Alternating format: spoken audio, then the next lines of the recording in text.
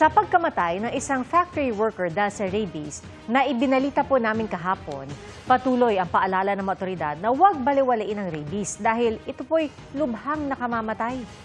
Nakatutok si Darlene Kai. Nakunan pa ng kanyang live-in partner ang factory worker at dating CAFGU na ito bago tuluyang nasawi sa rabies noong May 18.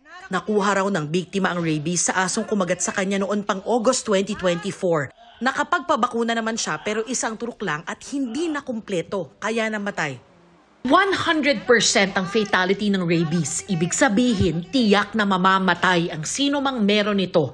Sa datos ng DOH noong isang taon, lahat ng nagka-rabies sa Pilipinas ay namatay.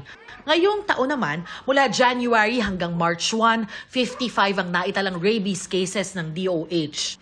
Ang rabies po is a viral infection po na nakukuha ng aso from a bite from another dog na that has rabies. So it's like COVID, hindi po siya innate or hindi po pinanganak ang aso natin na may rabies.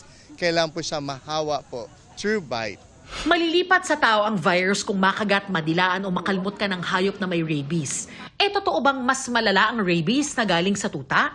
It's not true po. It's not true po. Wala pong science. Kung ang nanay po ng aso natin is bakunado at yung matuta po are never exposed to another dog or cat that has rabies, it's safe to say po na maliit ang chances na magkakaroon siya ng rabies. Ayon sa WHO o World Health Organization, 40% ng mga namamatay si rabies, edad 14 pababa. 79% ng human rabies cases ay dahil sa mga kagat at kalmot ng aso.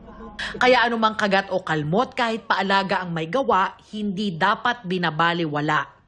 Sabi ng WHO, ang incubation ng rabies ay pwedeng umabot ng hanggang 1 taon. Kaya pwedeng ganyan din katagal bago makaramdam ng sintomas ang taong na-infect ng rabies.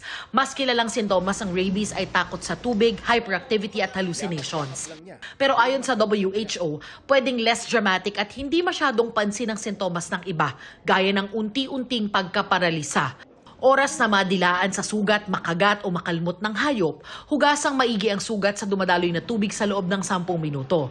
Lagyan ang sugat ng alcohol o iodine kung mayroon at pumunta kaagad sa pinakamalapit na Animal Bite Center, Health Center o ospital para agad matignan ng doktor at mabakunahan. Paulit-ulit na hinihimok ng DOH ang publiko na pabakunahan ng anti-rabies ang mga alagang hayop. Para sa GMA Integrated News, Darlene Kai, nakatutok 24 oras.